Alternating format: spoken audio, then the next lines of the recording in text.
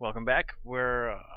This is the next page in your notes. We're not going to really write anything on this page, but I just didn't want to skip it and pretend like it wasn't there. It just goes over what a weak association is. It gives this little tip that you can give him a name if you want. Name here. I'll call him Jimmy. So Jimmy says, sometimes bivariate data that have an association can appear to have a weak association due to insufficient data points. In other words, if you didn't collect enough data, it could look weak when really, in real life, it's a strong association. But if you only asked 5 people, their height and weight, and um, you found, sort of oddball people, it could look like that one has nothing to do with the other one, and actually does have something to do with each other. And then 3, no association. We talked about that real quick. They have nothing to do with each other. But let's move on to the next page where you can practice. So what I recommend is you pause the video and see if you can assign the types of association to these 4 graphs. And then come back and see what I do, see if it matches what you decided. Because sometimes there's debate on whether something's positive or weak, or excuse me, if it's strong or weak, or if it's linear or nonlinear. And you can argue against me if you'd like, but I'll give you what I think. So in this first one, graph A, this is definitely a no association. If you can't predict where the next one might go, then it's got to be no association. Graph B, I would say strong. Yes, you have these 2 little points here that are a little far off, but I don't think they're enough off where you're going to not say strong. So we'll say a strong. And then since it's strong, we can assign other things. So it's definitely positive. It definitely goes up. I don't think anyone's going to argue against that.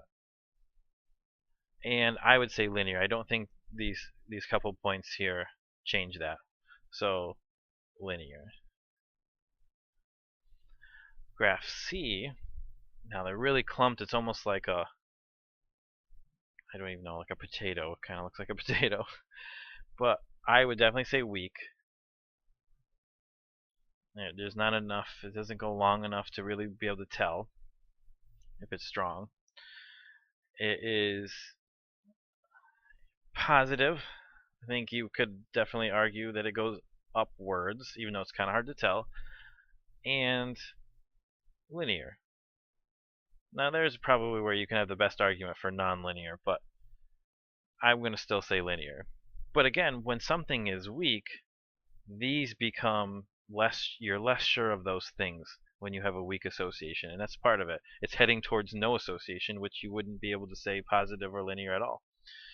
And then graph D, I would say back to strong here, but it also curves, so we're going to say strong.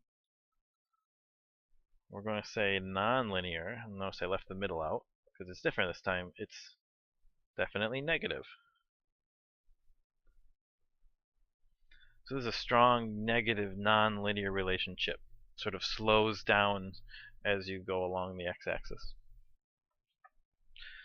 The next slide, the next page on your notes is about outliers. And outliers are points that really don't belong with the rest of the points, or at least when you measured it, they were far away from the other points. And you can probably guess where the outlier is here. You see all these red dots, and this one refuses to go with the rest of them. But generally, there's a good reason why an outlier exists. And if you look at what is really happening here, we can try to figure it out. So the title of this is Traffic Patterns at Intersection. And if you can't read that, it might just be the video's too small for you. But it's Traffic Patterns at Intersection. A little bit vague. But if you look at the left side, it shows vehicles. So it's the number of vehicles. So I'm guessing like right here, this means 30 vehicles at an intersection. And then at the bottom, notice there's no label. I think I accidentally, or had to, cut it off when I copied it over. But it was time past, I believe, 8 o'clock or something like that. Time past 7.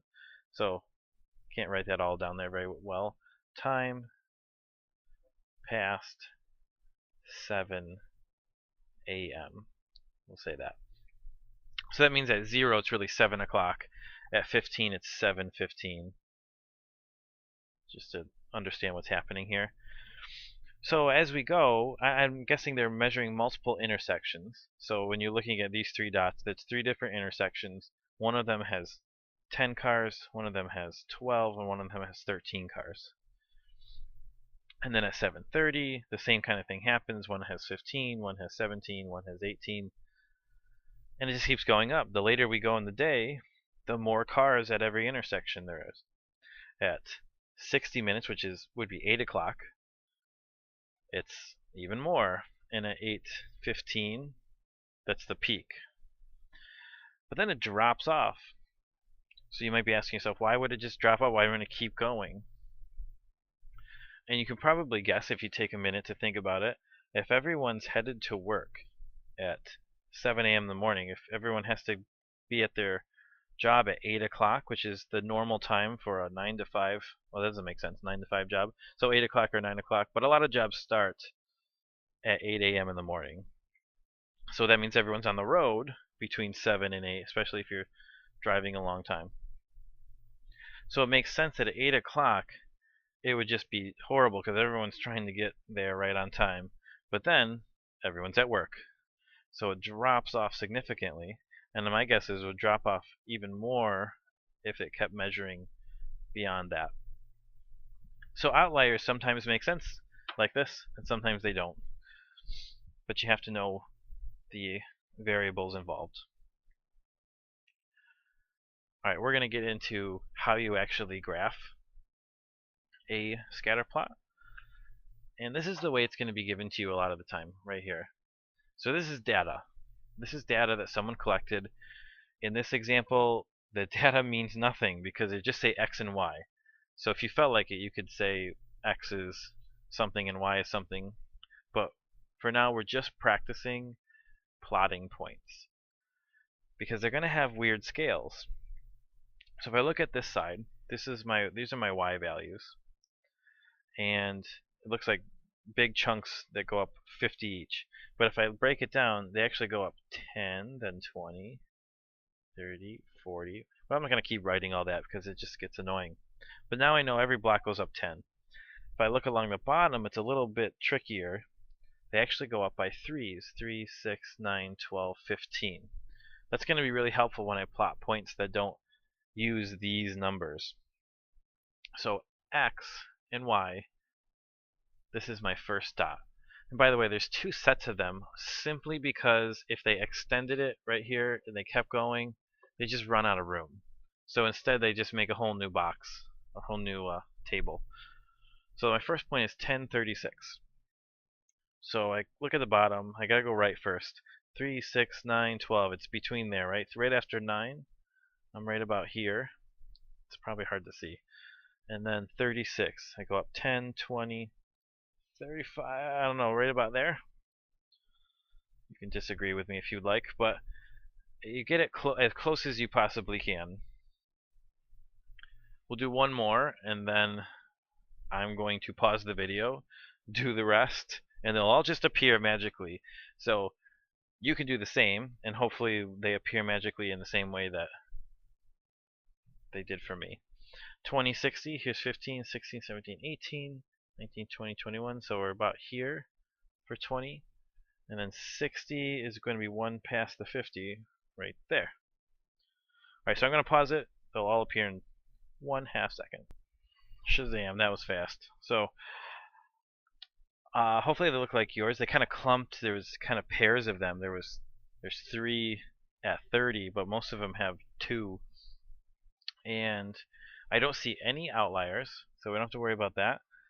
And we want to say what this association is like. So it's clearly 3 different things here. It's very clearly strong. They definitely, if I were to draw a line through that, they would almost all hit the line. It is very clearly positive. They definitely go up. And it is very clearly linear. Again, drawing a line, that's the key word, line through it, would hit almost all of them. I don't have to curve that line to get to them. Alright, so in my opinion, it is not the most exciting thing to sit through a video where I plot points. So the next two graphs, that would be this one and this one, you're going to do yourself.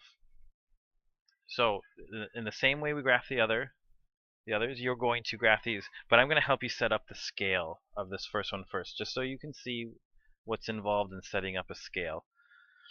So we have two variables, population and cars, number of cars. And notice it says in thousands and thousands. We don't need to worry about that except for when we label it. So population would go along the bottom, and the cars would go along the top. And they actually give you the X and the Y just to make sure you have it in there right. And so cars would be right here, and that would be thousands. It's supposed to be a comma. And then down here I kind of made my recording window a little too small. That's okay. It's going to be population.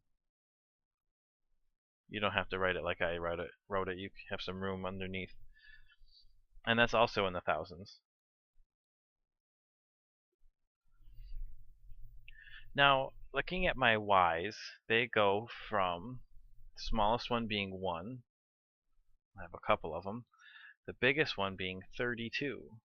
So I have to go from basically 0 to somewhere I can fit 32 in.